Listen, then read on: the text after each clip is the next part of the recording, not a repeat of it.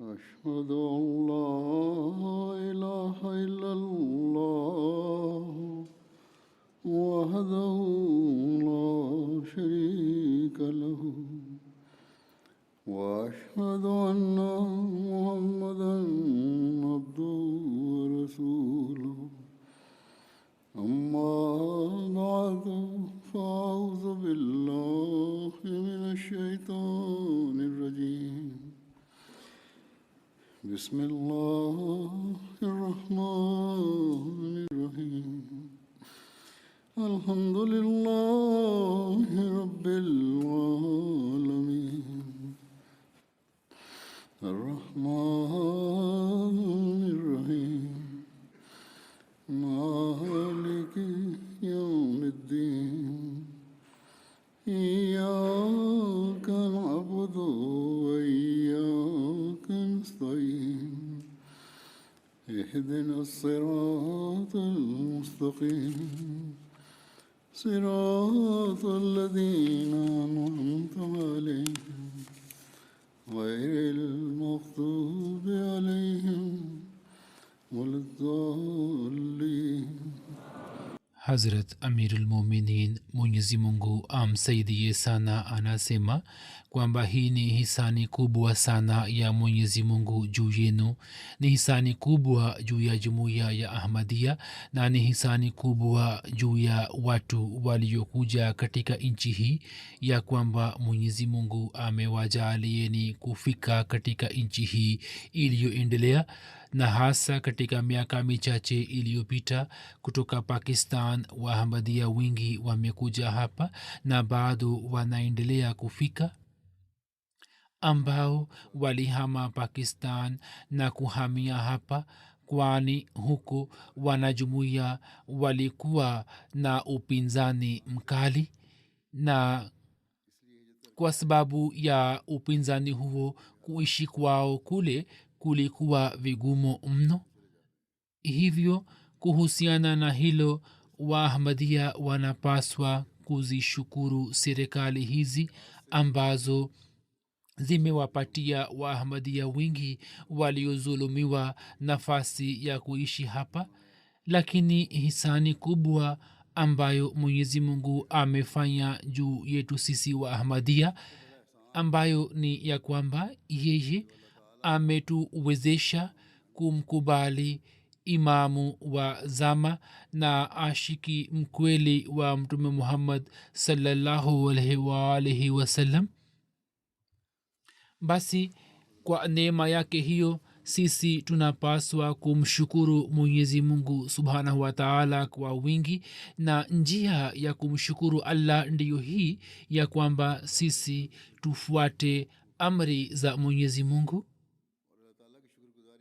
tuwe wenye kutimiza haki za ibada ya Mwenyezi Mungu, na pia tuwe wenye kutimiza haki za viumbe wake.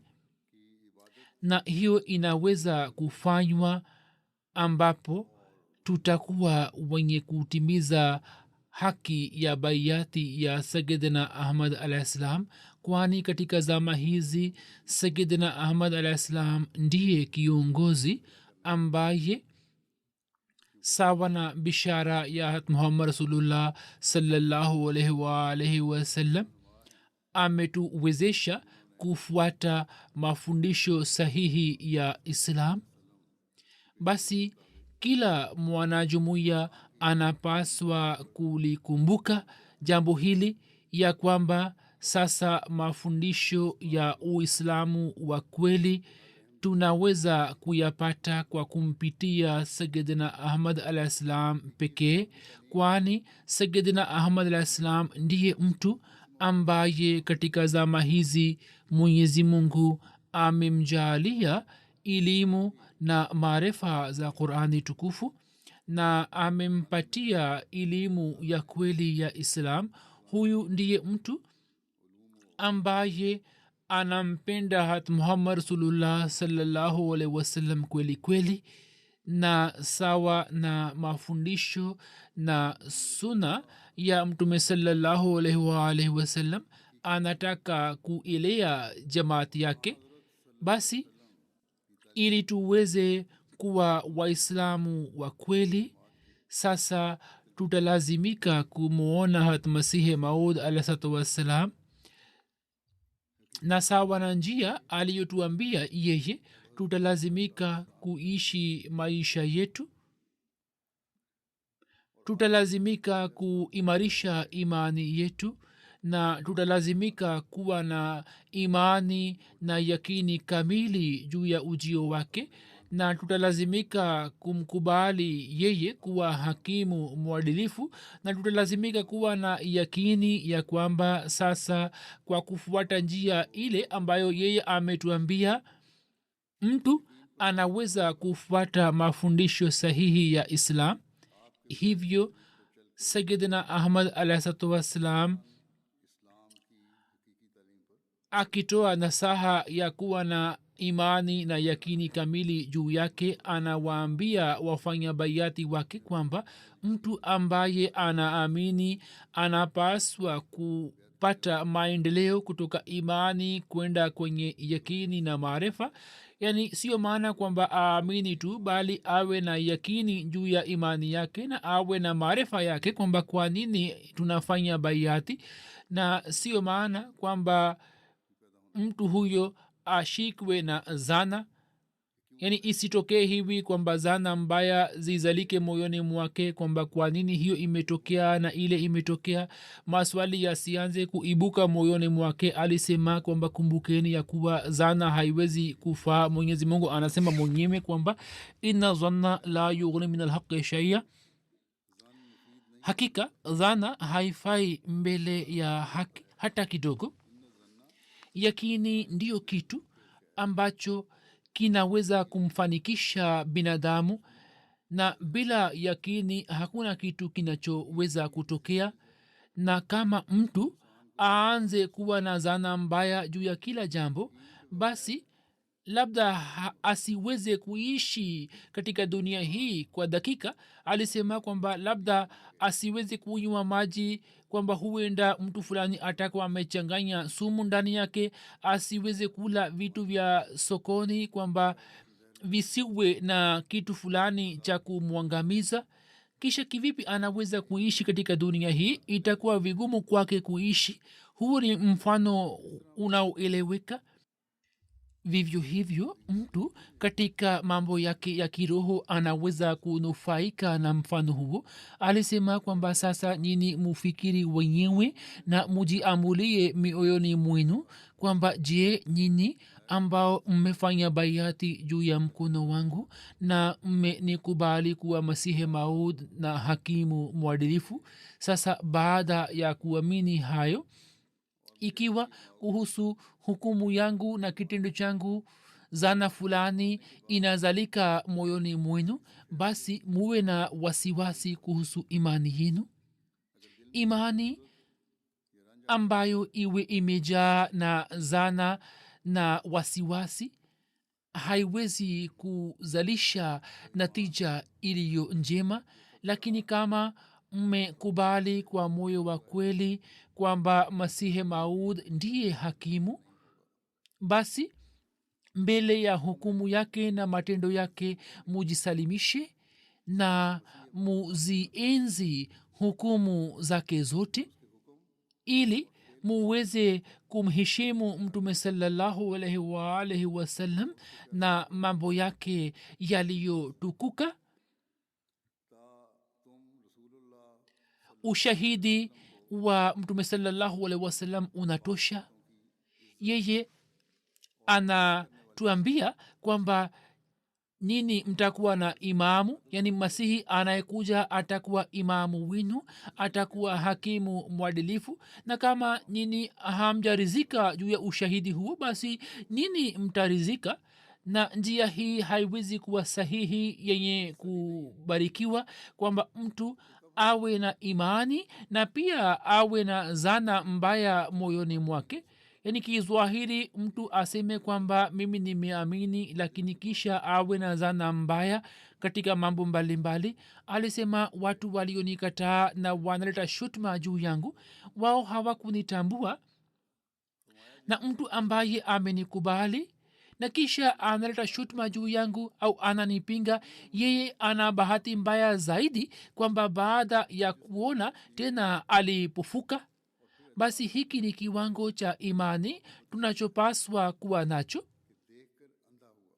hata masihi maud alah islam ndiye ambaye baada yake alikuwa ametuambia kwamba ukhalifa utaanza, na sio hat masihi maud alah islam pekee bali mtume mtukufu sallallahu alaihi waalihi wasallam pia pamoja na ujio wa masihi na mahdi alikuwa ametoa taarifa kwamba ukhalifa utaendelea hadi siku ya kiama, na ukhalifa wa ahmadia ndiyo nizamu inayoendeleza njia za masihi maud alahsatu wassalam, ndiyo nizamu ya kuendeleza hukumu za hakimu huyo huyo aliye mwadilifu. katika ahadi yetu kila mwanajumuiya ana ahidi kwamba atashikamana na ukhalifa na atautii. basi kuhusiana na hilo, kushikamana na ukhalifa na kuutii na kutimiza ahadi hiyo ndio wajibu wa kila ahmadia, waila kufanya baiati ni jambo bure tu.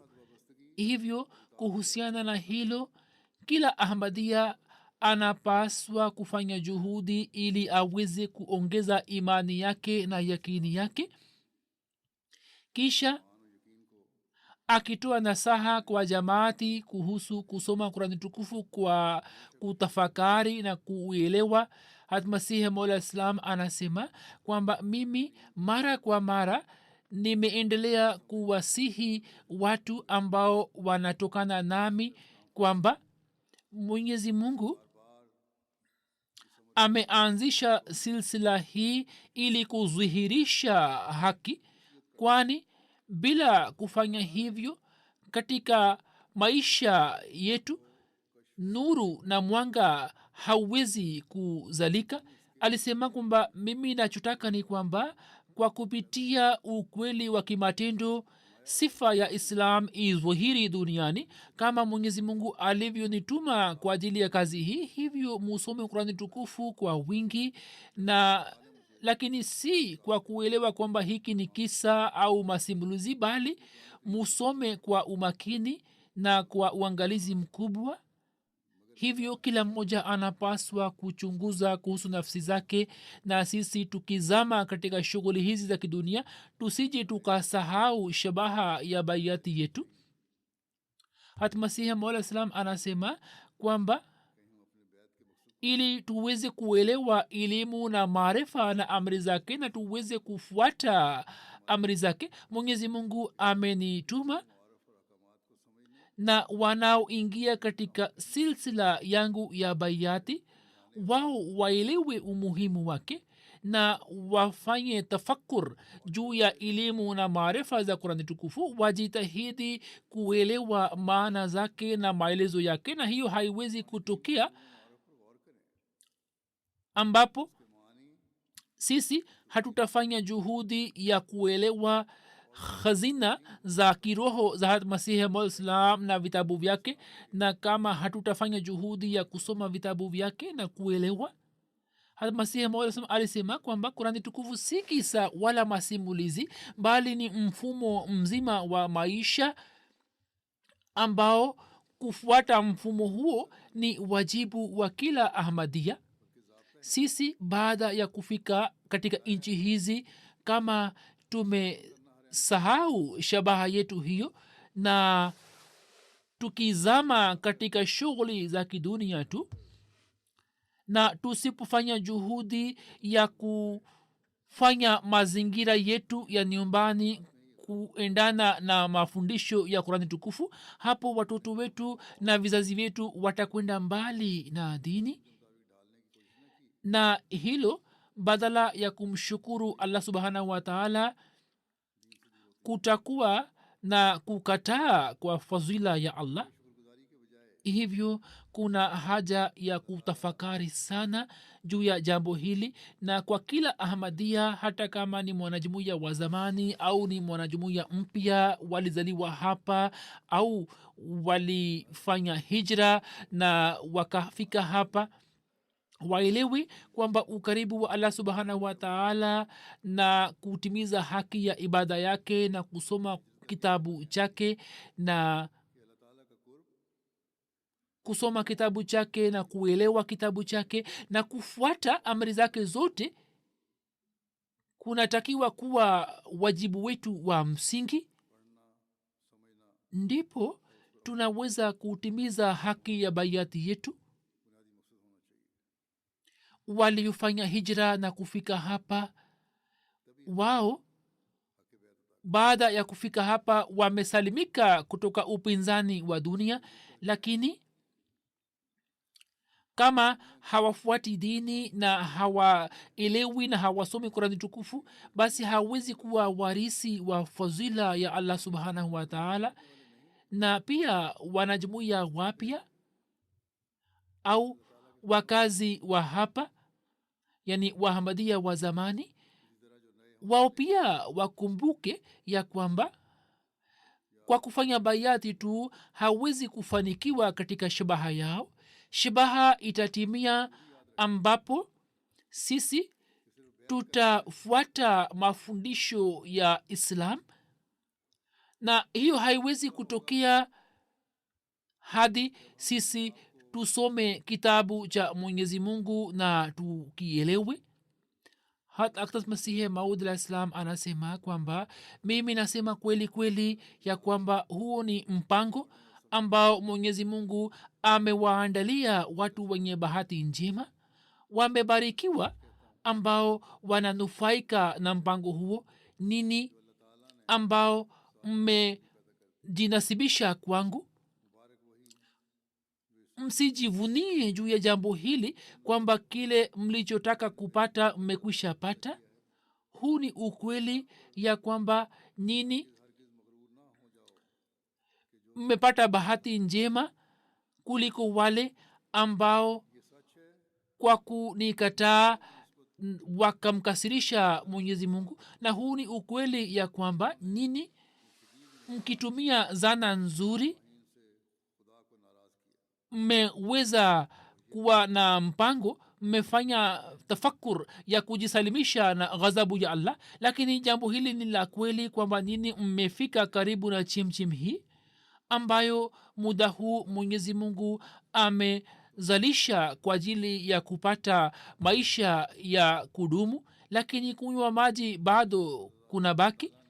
hivyo muombe mwenyezi mungu kwamba yeye awajalieni muweze kupata maji haya ya kiroho, kwani bila mwenyezi mungu hakuna kitu kinachoweza kutokea. bila fadhili ya allah hakuna kitu kinachoweza kutokea. hivyo daima muendelee kuomba fadhila ya allah kutoka kwake. alisema kwamba mimi kwa yakini najua kwamba mtu atakayekunywa kutoka chemchem hii hata angamia, kwani maji haya yanatoa uhai wa kudumu na yanatusalimisha kutoka maangamizo na kutoka mashambulizi ya kishetani. na kuna njia gani ya kunufaika na chemchem hii? ndiyo hii ya kwamba mwenyezi mungu ameanzisha haki mbili juu yenu, nini mutimize haki zile kwa moyo wote na mutimize haki hizi kwa nguvu zote. moja ni haki ya allah na nyingine ni haki ya viumbe wake. muelewe kwamba mungu wenu ni wahdahu la sharik, kama mnavyokiri katika ushahidi huu ya kwamba ashhadu an la ilaha illallah, yani mimi natoa ushahidi ya kwamba hakuna apasaye kuabudiwa isipokuwa mwenyezi mungu subhanahu wa taala. maneno haya ni maneno mazuri sana ambayo kama mayahudi na wakristo na washirikina wengine wangefundishwa basi na wao wangeelewa maneno haya, basi kamwe wasingeangamia.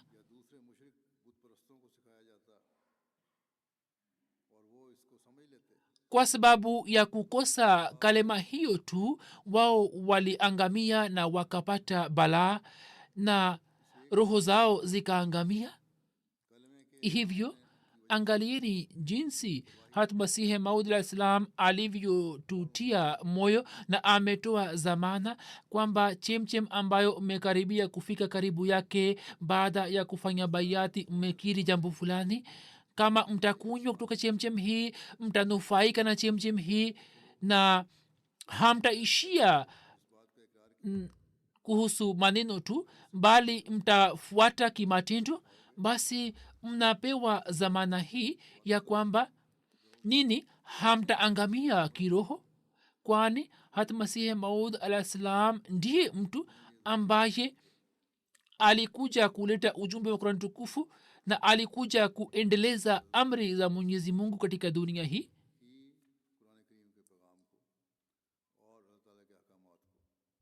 alisema kwamba basi muelewe jambo hili kwamba kufanya bayati haitoshi bali mwenyezi mungu anataka matendo na mtu ambaye atafanya matendo yeye hatakosa fadhila ya allah bali atapata fadhila zake na hataangamia na hali hii ya matendo itapatikana ambapo ashhadu an la ilaha illallah kalema hiyo itakuwa sauti ya zwahiri zenu na batini yenu na nini mtampenda mwenyezi mungu kuliko vitu vyote vya dunia na nini hamtaomba kitu chochote isipokuwa razi ya mwenyezi mungu na nini mtafuata amri zote za mwenyezi mungu hivyo kila moja wenu kuhusiana na jambo hilo anaweza kutafakari na kujichunguza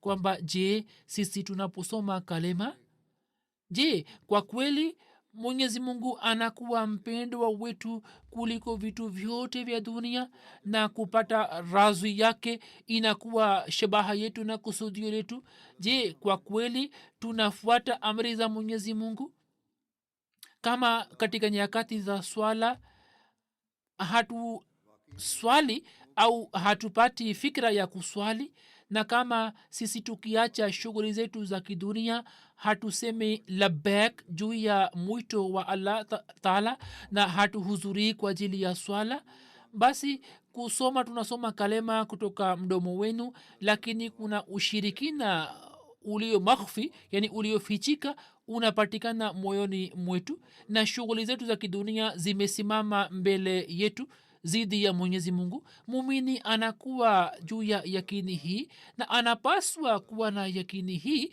ya kwamba shughuli zangu zinabarikiwa na allah subhanahu wataala na kazi zangu zinabarikiwa na mwenyezi mungu tu na baraka zake zinatokana na fadhila ya allah sasa kivipi hiyo inaweza kutokea kwamba shughuli zangu za kidunia zije kusimama zidi ya sauti ya mwenyezi mungu kama hali ndiyo hii basi sisi hatujaelewa roho na falsafa ya kalema kukiri tunakiri kwa mdomo wetu kwamba sisi tunasoma kalema lakini matendo yetu hayaendani na kauli zetu sisi tumekuja karibu na chimchim ya maji haya ya kiroho lakini hatujafanya juhudi ya kunywa maji basi yeye alisema kwamba kama hali ndiyo hii basi muelewe kwamba haki ya bayati haijatolewa na kalema hii ya shahadat pamoja na kutuambia kwamba sisi tutumize haki ya mwenyezi mungu pia inatuambia kwamba haki ambazo mwenyezi mungu ametoa nasaha ya kutimiza kuhusu waja wake na ametoa amri basi kalema hiyo inatuelekeza kufanya hivyo na mtu anapotimiza haki hizi mbili ndipo anakuwa muumini kweli muumini mkweli na ndipo mwanajumuiya muislamu wa kweli anatimiza haki ya bayati yake kisha masihi alislam akitoa nasaha kwa wafanya bayati wake anasema kwamba kama mtaishi kama watu wa dunia wanavyoishi basi hamtapata faida yote kwamba nyini mmefanya toba juu ya mkono wangu kufanya toba juu ya mkono wangu kuna hitaji mauti ili nini mupate uhai mpya na muzaliwe kwa upya, yani baada ya kufanya bayati mnapaswa kuwa na maisha mapya ya kiroho. Na kama hampati maisha haya ya kiroho na bado mnaendelea na tamaa za kidunia na mambo ya kidunia, basi kufanya bayati kwenu ni kitu ambacho hakitaleta faida yote kwenu. Alisema kwamba kama hamkufanya bayati kwa moyo wenu, basi muelewe kwamba hakuna natija itakayotokea. Na kutoka bayati yangu mwenyezi mungu anataka kwamba nini mukiri kwa moyo wenu. Hivyo mtu ambaye ananikubali kwa moyo wa kweli na anafanya toba ya kweli kutoka madhambi yake yote, basi mwenyezi mungu mwingi wa rehema na mwingi wa ukarimu lazima anamsamehe na anasamehe madhambi yake, na anakuwa na hali hii kana kwamba ametoka kutoka tumbo la mama yake. Kisha malaika wanamlinda kwani ye anakuwa mtakatifu. Alisema kwamba katika kijiji fulani awepo mtu mmoja tu mwema, basi mwenyezi mungu kwa ajili ya mtu huyo mwema anasalimisha kijiji hicho kutoka maangamizo. Lakini maangamio yanapotokea, basi wote wanapata maangamio. Lakini hata hivyo mwenyezi mungu kwa namna fulani anawasalimisha waja wake. Hiyo ni sunna ya allah subhanahu wataala kwamba awepo mtu mmoja tu mwema, basi kwa ajili yake wengine pia wanasalimishwa. Basi hiyo ni usuli ya msingi ambayo tunapaswa kuikumbuka kwamba mwenyezi mungu husikiliza na hupokea maombi ya waja wake waliohilisika na hukubali matendo yao yaliyomema. Basi tunapaswa kufanya juhudi kwamba ibada zetu ziwe kwa ajili ya mwenyezi mungu na matendo yetu yawe kwa ajili ya kupata radhi ya allah subhanahu wataala. Siku hizi kutokana na hali ya kidunia, jambo linalodhihiri ya kwamba mawingu ya maangamizo yametanda juu yetu. Rais wa marekani ametoa kauli jana kwamba kama urusi ukitumia silaha ya kinyuklia, basi upande wa pili pia ataona matokeo yake na maangamio yatakayotokea yataimaliza dunia hii. Basi watu wanaoishi katika nchi hizi wasielewe, ambao wamekuja hapa wasiwe na fikira hii ya kwamba sisi tumesalimika hapa. Hakuna mtu aliyesalimika katika sehemu yoyote.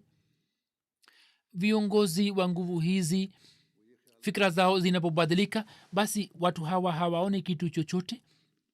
Basi katika hali hizi, hii ni kazi ya waahmadia kwamba wafanye maombi na ibada zao ziwe kwa ajili ya mwenyezi mungu tu, kama alivyosema masihi maud alah salam ya kwamba kwa ajili ya watu waliowema mwenyezi mungu, kwa ajili ya waja wake mwenyezi mungu anawasalimisha wengine. Na hili ni jambo ambalo tunalielewa kutoka kurani tukufu. Hivyo mtu yote hatakiwi kuwa na zana hii kwamba baada ya kufika hapa sisi tumesalimika na mustakbali wa watoto wetu zimesalimika. Hapana, bali tunaendelea kupita katika zama zenye hatari sana, na endapo katika hali hizi zati ambaye anaweza kutusalimisha ni dhati ya mwenyezi mungu. Hivyo nini wenyewe pia muiname mbele yake na pia muwafahamishe vizazi wenu wainame mbele yake, ili tuweze kujisalimisha na pia tuweze kuwasalimisha vizazi vyetu. Dunia hii haitatusalimisha wala haitasalimisha mustakbali wetu na mustakbali wa vizazi vyetu, bali kama sisi tutakuwa wenye kutimiza haki ya kalima la ilaha illallah muhammad rasulullah, basi mwenyezi mungu kwa sababu ya maombi yetu yenye unyenyekevu na kwa sababu ya matendo yetu mema ataisalimisha dunia. Basi katika hali hizi za kidunia mufanye maombi mengi na mufanye maombi na isije ikatokea hivi kwamba hali ya dunia iharibike zaidi. hata masihi alah salam anasema kwamba wema ni ule unaofanywa kabla ya wakati, na mtu akifanya baadaye hatapata faida yoyote. mwenyezi mungu hakubali wema ambao unatokana na jaziba ya asili.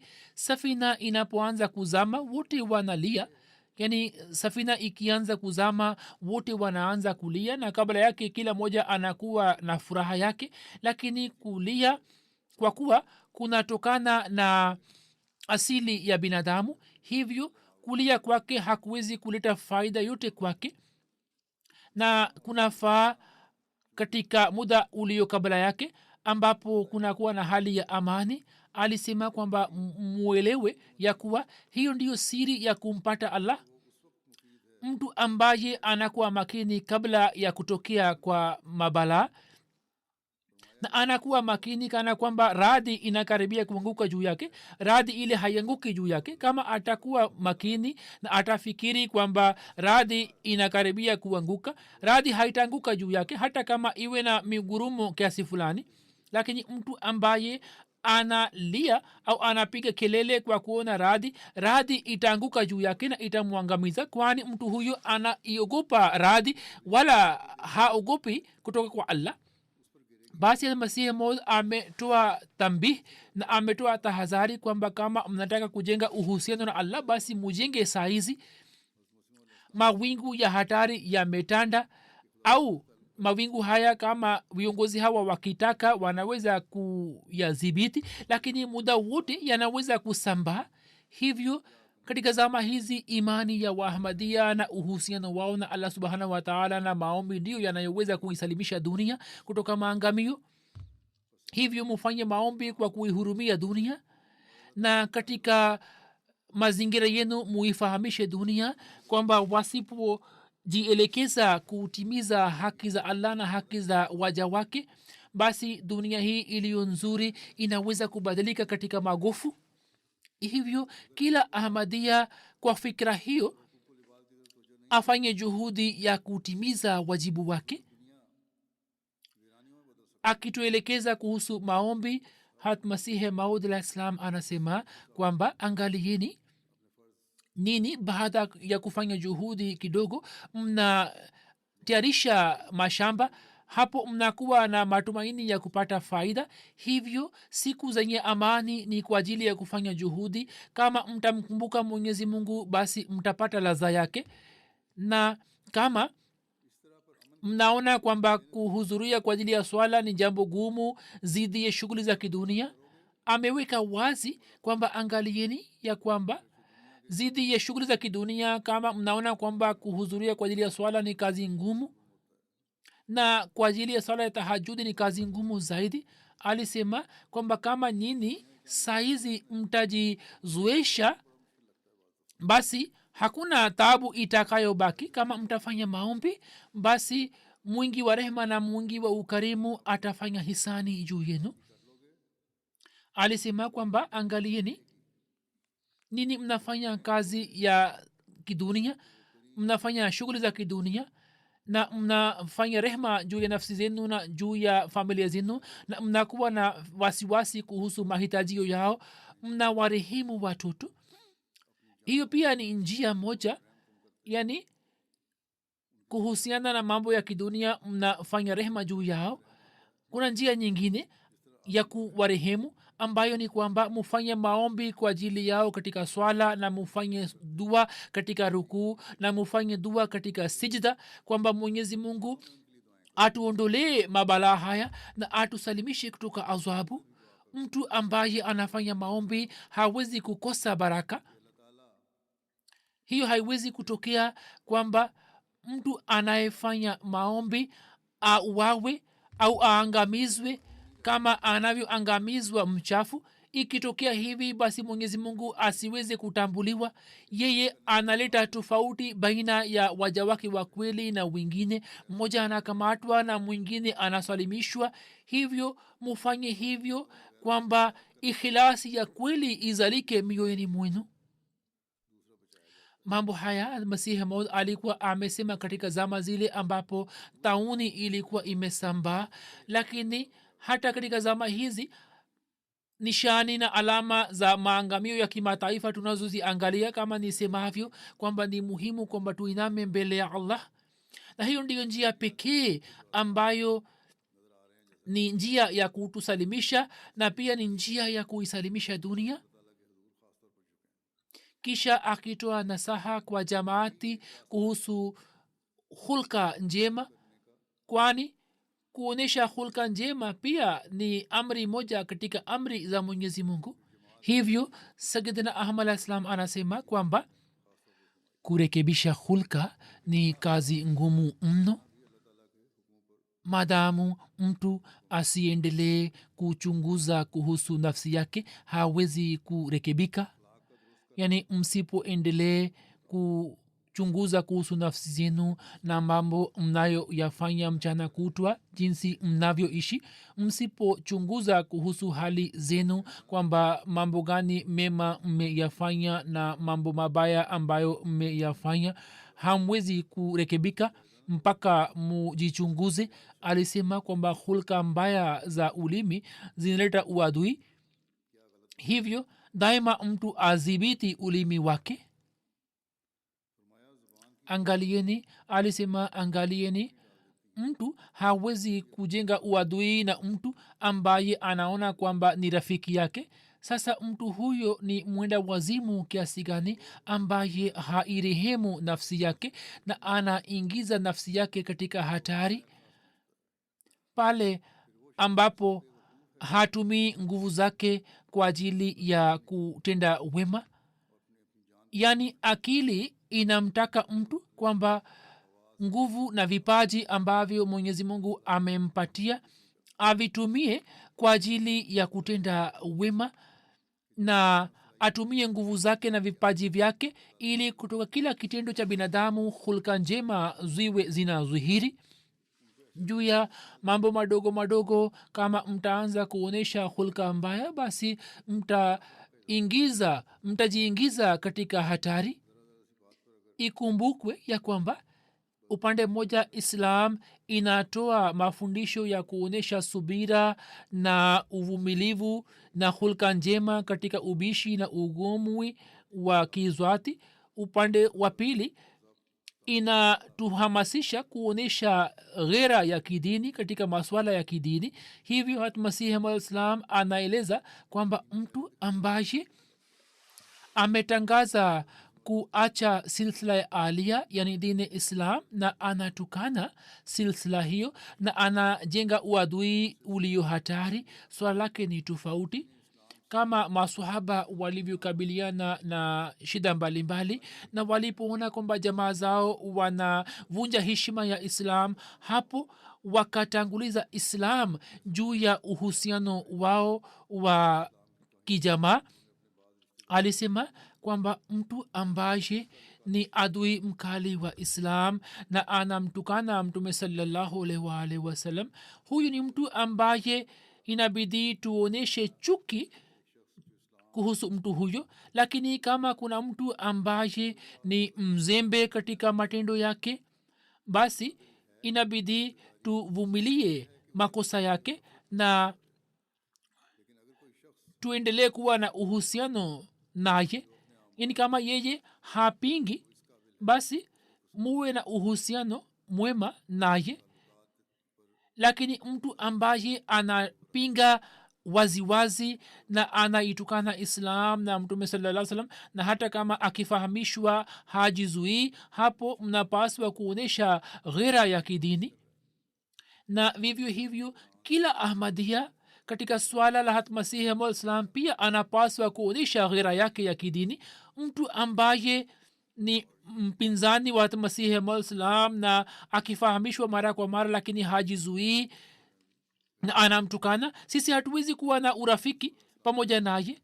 na hakuna ahmadia yeyote ambaye ghera yake inaweza kuvumilia. wapo wengi miongoni mwenu ambao wametoka kutoka pakistan, wana uzoefu wao jinsi mamula wa huko wanavyotumia maneno mabaya zidi ya masihi maud alahsatu wassalam. sasa kama mtu fulani atuambie kwamba sisi tuoneshe mapenzi kwa mamula hawa au tusifanye maombi kwamba shari zao ziwarejee makwao, gira yetu haiwezi kuvumilia hiyo. Na hiyo ni usuli kama masimu alisema kwamba itatumia hapa. Lakini hata hivyo zidi ya watu hawa sisi hatutashika kanuni mkononi mwetu, kwani hiyo pia ni sehemu ya mafundisho ya islam kwamba mtu asishike kanuni ya nchi mkononi mwake.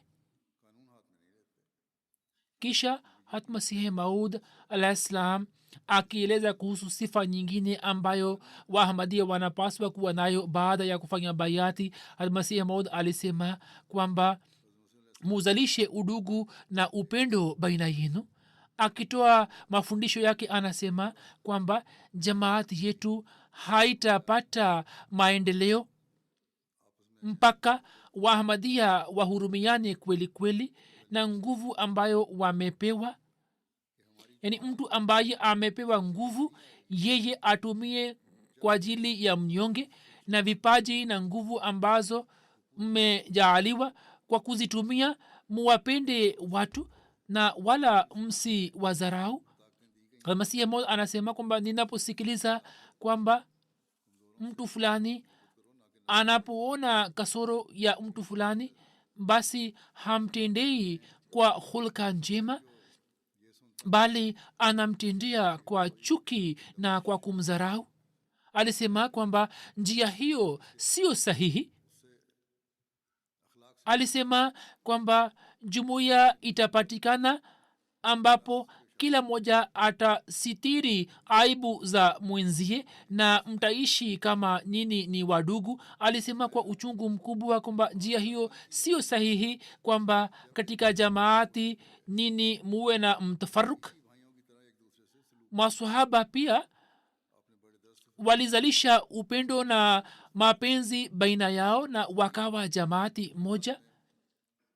alikuwa anawataka waahmadia na watu wa jamaati yake kwamba wajenge uhusiano wa mapenzi na udugu kama walivyojenga masahaba watukufu wa mtume saa salam. hivyo alisema kwamba mwenyezi mungu ameanzisha silsila hii, yani kama alivyokuwa ameanzisha silsila ya masahaba, na yeye atasimamisha udugu wa namna hiyo baina yenu. mimi nina matumaini makubwa juu ya allah. alisema kwamba kulalamika kuhusu mwingine au kumdharau mwingine au kutumia maneno makali zidi ya mwingine na kumuuzi mwingine na kuwadharau wanyonge na watu wengine ni dhambi kubwa mno. hivyo hizi ni hulka za juu, kwamba nini muhurumiane na mujali hisia za wengine, na hiyo itakapotokea ndipo tutakuwa wenye kutimiza matumaini ya hatmasihi maislam, na tunaweza kuwa warisi wa neema ambazo mwenyezi mungu amemwahidi kuhusu jamaati yake.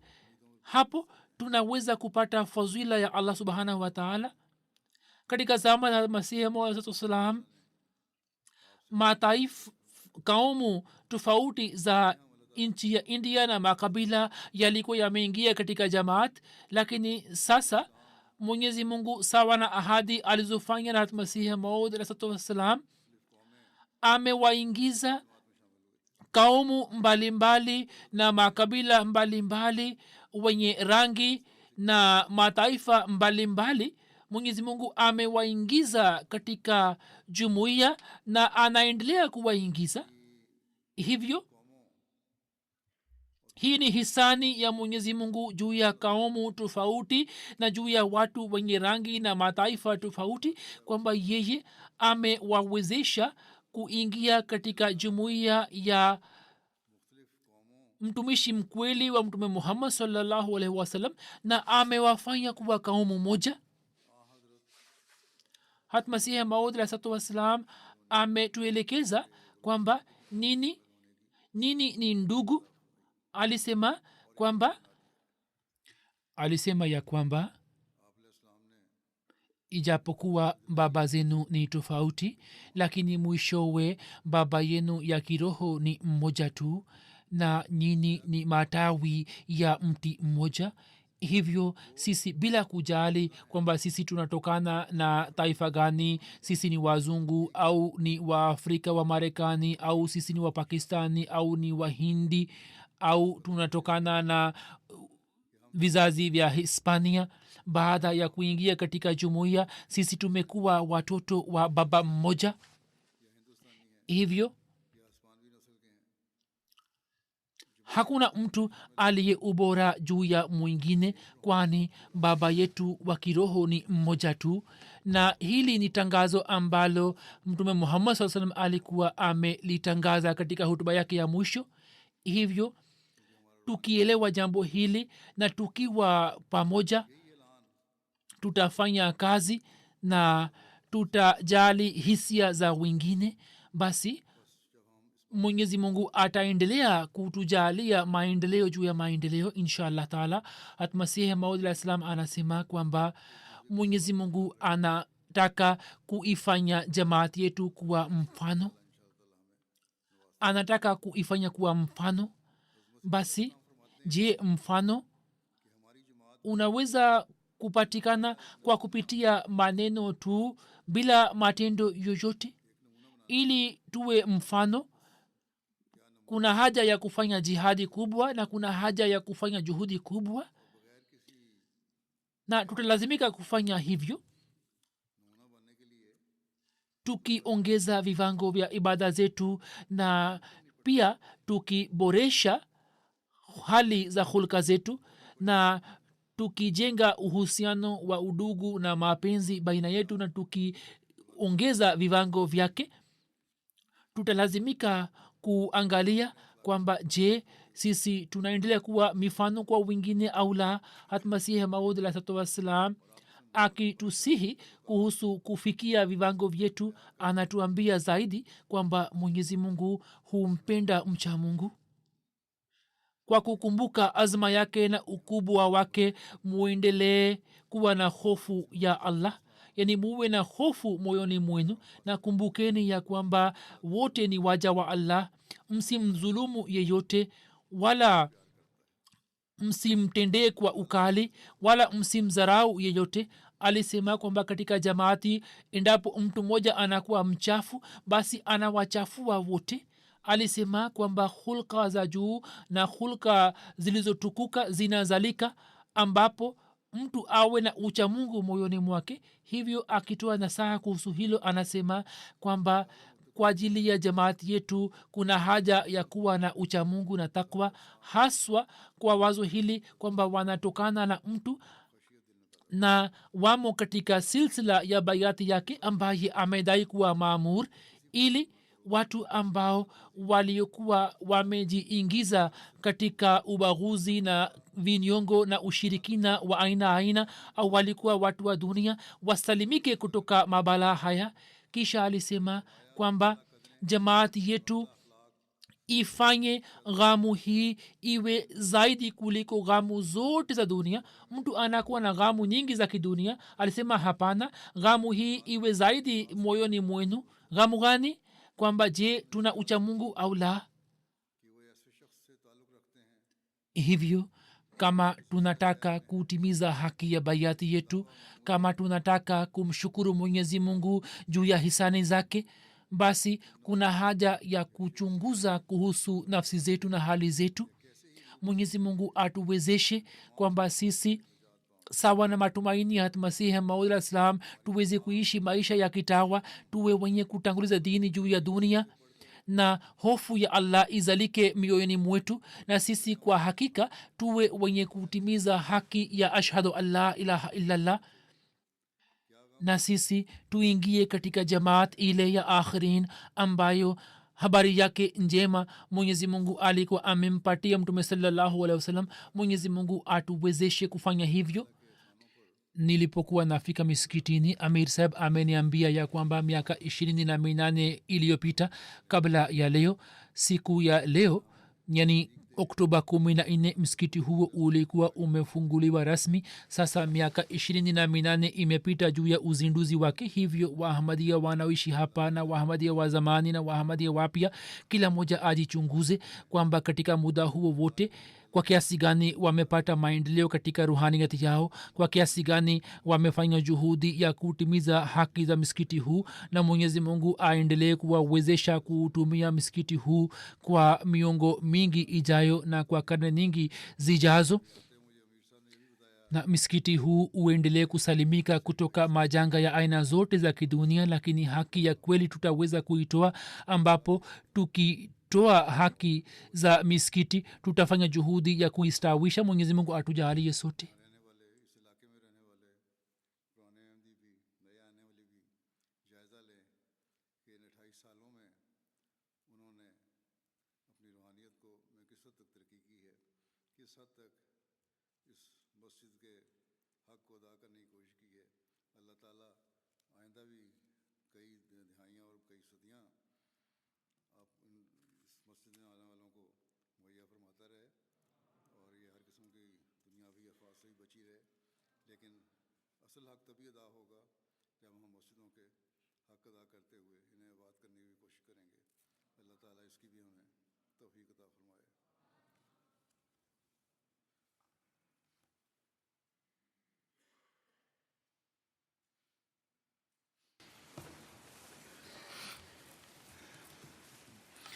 الحمد لله الحمد لله نحمده ونستعينه ونستغفره ونؤمن به ونتوكل عليه ونعوذ بالله من شرور أنفسنا ومن سيئات أعمالنا